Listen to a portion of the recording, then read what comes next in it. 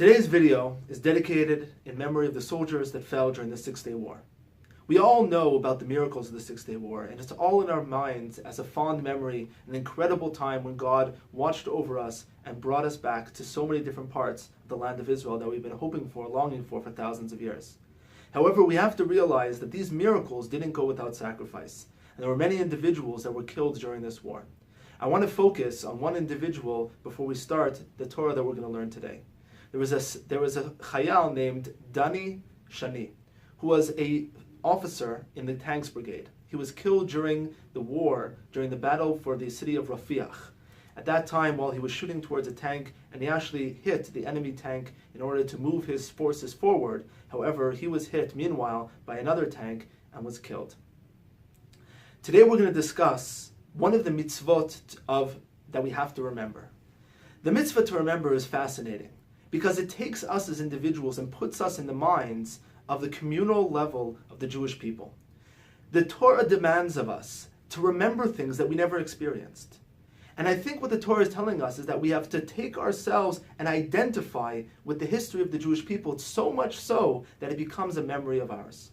And the things that the Torah demands of us to remember are the events and ideas that are so vital to what it means to be a Jew. Now, one of those aspects that is so vital to be a Jew happens to be, or seems to be, the mitzvah to remember Amalek. The mitzvah to remember the fact that Amalek came and attacked us while we were on our journey out of Mitzrayim. Now, this seems so difficult, because if you think about it, the killing of Amalek is something which is so hard to connect to. The Sefer HaChinuch says that the mitzvah to remember Amalek is not just like any other mitzvah to remember. It's not just to remember passively, but rather it's to take us and put us in the mindset of why we have to do another mitzvah, which is the destruction of Amalek. And this is a very difficult mitzvah to relate to. And it's a very difficult mitzvah for many, especially our youth, to feel that it's something which is just and right. In general, we like to say the Torah is darchei noam. It's something which we can relate to on a moral level and not just on a theological level. So how can it be that we're commanded to kill people, to kill an entire nation? How is that possible? And not only that, but the fact that we have to remember it on a yearly basis comes to teach us that we're supposed to get riled up and understand why we have to destroy these people. Now, this is something so difficult for us to understand. I think that even though it's difficult to understand, and even though in general we have this way of looking at the mitzvah from a practical point of view, I think there's something very deep about this mitzvah to remember, and why it's so vital to our identity to not only remember Amalek, but to take action and to destroy Amalek. Reb Chaim Mibrisk has a fascinating way of looking at the mitzvah to destroy Amalek. He comes up with a novel idea. He says, in general, we like to look at Amalek as only a biological nation. A nation, children of of the Amalekites that came and attacked us in the Midbar from generation to generation, all through Og, the time of Shaul, all the way to Haman Agigi in the time of the Purim story, and then all the generations afterwards. Reb Chaim says that more than just being a biological nation, Amalek is a concept. It's a concept of people that negate what the Jewish people are about. It's the source of evil in this world. And he says that theoretically, any nation or any person that their entire being are devoted to destroying the Jewish people would come under the umbrella of Amalek. Now, this novel idea, I think, whether or not we accept it in its fullest extent, in a practical halachic way, as Reb Chaim intended it, I think that it teaches us, in essence, what the entire mitzvah is all about. Amalek is not just the mitzvah to go out and destroy a people, but rather it's to teach us that our job as the Jewish people within this world is to get rid of evil, to stand in the face of evil and say that we are here not only to do good, but in order to accomplish our role as the Jewish people, we have to stand and destroy the evil that exists within this world. We don't live within a rosy world. We don't live in a world that's all perfect. We live in a world where there is evil, and we have to destroy that.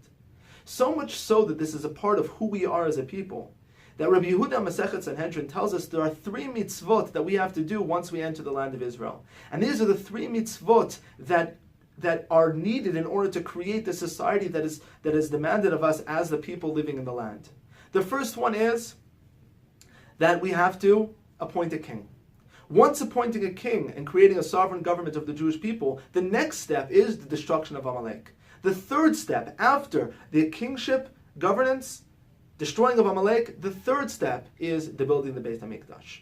It seems to be that each one of these steps are integral to reach that level of building the Beit HaMikdash. In order to create Kedusha in the world, in order to create a place for God to live in this world, we need to first and foremost have sovereignty, and second most, we need to create a world that is void of evil. That is so much so our identity, to see ourselves as attacking evil. Now, even so, it's a very difficult mitzvah to understand and to relate to.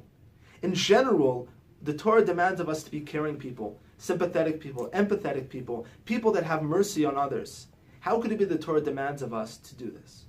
Rav Kook, who is a person that both lived in a world of synthesis and tried to bring different pieces of the world together, as well as understood the difficulty in that mission, was torn by this mitzvah Mechyat Amalek. And in 3 different places, Rav Kook speaks about the mitzvah of destroying Amalek and remembering Amalek in 3 very different ways. And they live on the extreme of this perspective, of the paradox that we've discussed. Rav Kook, on one hand, says there's a mitzvah to love everybody. There's a mitzvah to love all of creation, because all of creation comes from God. And he includes with that Amalek, and he brings down a Tosfot that says that we have to destroy Amalek mitachat hashamayim benami ala shamayim. We have to destroy Amalek from under heaven, but not above heaven. There is at some level that Amalek deserves to exist within reality, and we have to love everything about creation. On the other extreme, Rav Kook understands that we as the Jewish people completely negate the essence of what Amalek is. Our essence is good and kindness and goodness to the world, and Amalek's essence is evil and destruction. And therefore, we have to live within that conflict, and we have to destroy evil from this world and understand that not only is Amalek something that's difficult for us, but it's something that defines our identity. Our identity is people that bring good to this world. In the middle, Rav Kook understands that we have to take both of those sides. One, being empathetic individuals. On the other side, understanding and being excited about our identity and who we are and our mission to bring goodness. But in the middle, he understands that we have to have some sort of a sense of commitment and submission to God's will. And understanding that even when mitzvot are difficult for us, we have to submit and understand that this is what God commands of us. And I think that all 3 of those aspects, even though they seem to contradict on a theoretical and logical level, I think on an emotional and moral level, we need to live within those 3 worlds. The world of submission to God, the world of human morality and love of all creatures, as well as the world of identity and national mission of bringing good to the world, even when it means destroying the evil. I hope everybody understands this identity and can come closer to reaching a collective identity of the Jewish people in memory of those who sacrificed for what we have today.